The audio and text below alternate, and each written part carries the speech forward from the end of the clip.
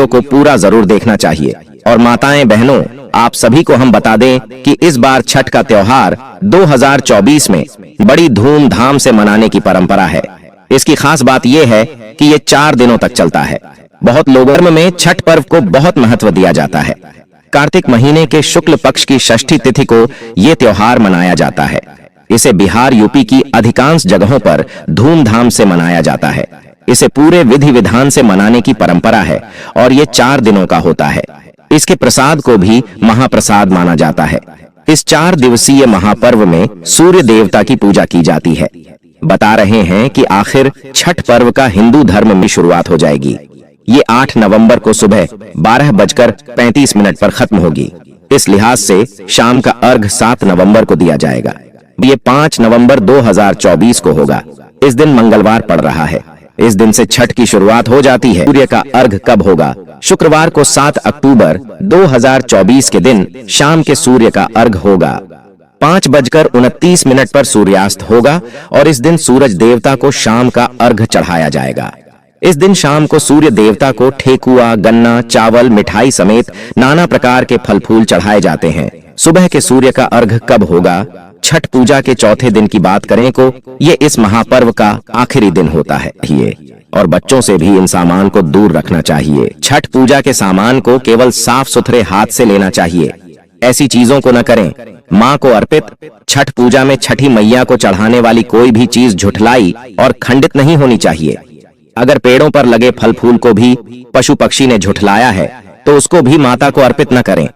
फल फूल हमेशा साफ सुथरे और शुद्ध होने चाहिए, क्योंकि उनको छठी मैया को प्रसाद के रूप में अर्पित करने का नियम है। साथ ही ध्यान रखें कि छठ पूजा के प्रसाद को कोई और नहीं बना सकता। इसको केवल व्रत रखने वाले ही बनाते हैं।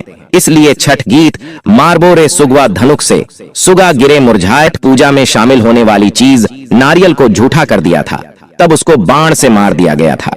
फिर सुगम छठ पूजा में कई नियमों का पालन करना होता है, क्योंकि इसे साधना और श्रद्धा का पर्व माना गया है। छठ पूजा का व्रत करने वाले व्यक्ति को बैठ, गद्दा या पलंग पर नहीं सोना चाहिए। 4 दिन तक व्रत करने वाला व्यक्ति को भूमि पर आसन बिछाकर ही सोने का नियम है, ताकि व्रती अपनी साधना को पूरा कर सके। इस तरह से सोने पर व्यक्ति में शारीरिक और मानसिक रूप से सकारात्मक असर पड़ता है। इस तरह के डाले का न करें। प्रयोग छठ पूजा में शामिल होने वाली हर चीज चाहिए। अगर कोई व्यक्ति इन चीजों को जुटाने में असमर्थ है तो संपन्न व्यक्ति को उनकी सहायता अवश्य करनी चाहिए।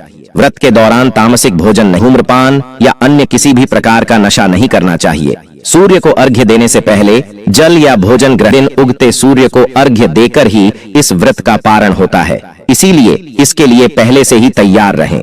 यदि नहीं बनता है व्रत रखना तो न करें। व्रत रख ही रहे हैं तो गर्मी से दूर रहें, शांत रहें, कम बोलें, आराम करें। बस पूजा के दौरान ही सक्रिय हों। प्यास लगने या गला सूखने पर बर्फ से चेहरे और गले की सिकाई कर सकते हैं। भारत में कई ऐसे पर्व हैं जिन्हें काफी कठिन माना जाता है और इन्हीं में से एक अपना सारा राजपाट जुए में हार गए। तब द्रौपदी ने छठ व्रत किया। इससे उनकी मनोकामनाएं पूर्ण हुईं तथा पांडवों को राजपाट वापस मिले। पूजा महाभारत काल से की जाती है। कहते हैं कि छठ पूजा की शुरुआत सूर्य पुत्र कर्ण ने की थी और उन्हें इसकी पूजा के बारे में बताया गया।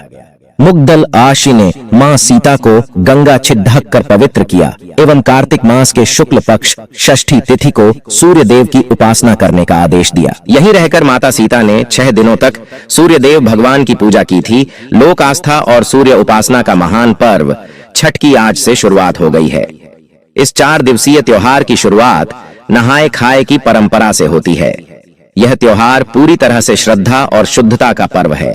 झारखंड और उत्तर भारत में ही मनाया जाता था, लेकिन अब धीरे धीरे पूरे देश में इसके महत्व को स्वीकार कर लिया गया है।